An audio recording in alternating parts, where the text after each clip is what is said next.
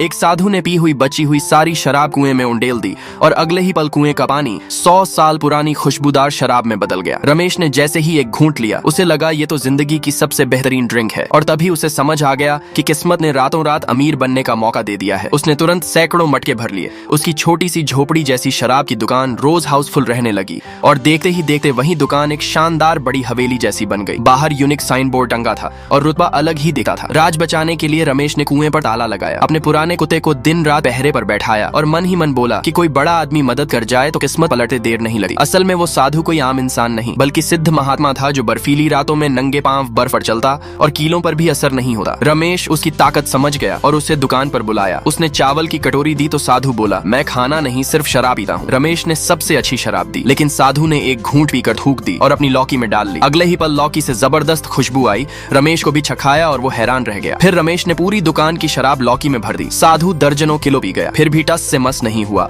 आखिर रात को वो सो गया। रमेश की नीयत बिगड़ी और वो लौकी चुराने लगा। तभी बाहर गधा चिल्लाया। साधु जागा फिर सो गया। दूसरी बार फिर आवाज आई और घबराहट में लौकी गिर गई। आखिर चालाकी से रमेश ने गधे जैसी आवाज निकाली। साधु डरकर लौकी फेंक बैठा और रमेश ने उसे गधे पर बैठाकर विदा कर दिया। लेकिन जैसे ही रमेश लौकी खोलकर देखने लगा उसमें से बदबूदार काला पानी निकलने लगा। लौकी उछलकर कुएं में गिर गई और सारी शराब काले पानी में बदल गई। मटकों की शराब भी खराब हो गई। गुस्से में रमेश लौकी पर कूद पड़ा और वो टूट गई। तब समझ आया लालच का नतीजा यही होता है और कर्म अपना हिसाब पूरा करता है। लाइक सब्सक्राइब कर देना, भगवान आपको बहुत खुशी देगा।